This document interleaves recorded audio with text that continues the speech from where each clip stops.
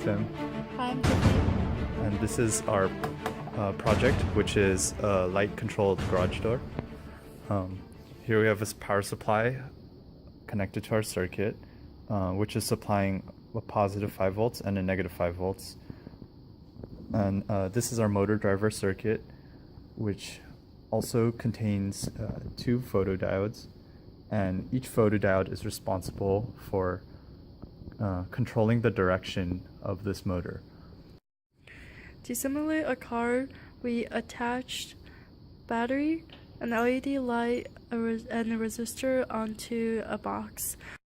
For photo device, we have 2 photodiodes to sense the LED light on our car.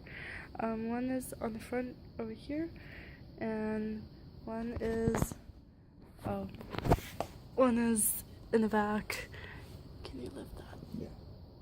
On the back over there. And how our garage door works is when our car approaches the front door, the LED is sensed by the photodiode and it lifts up.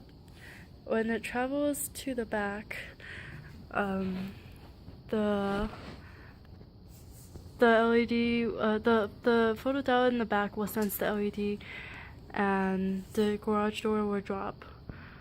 Both the front and the back, we have a cover such as this to cover up the sensor when the door reaches the top or the bottom. We'll now do a demo of our project. As you bring the car closer to the garage, the photodiode is activated by the LED.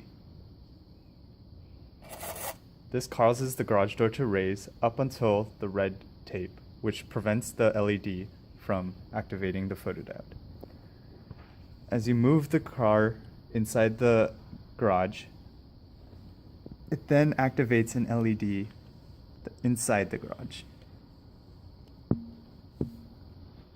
As the LED activates the photodiode inside the garage door falls, and the inside photodiode is blocked by this piece of cardboard,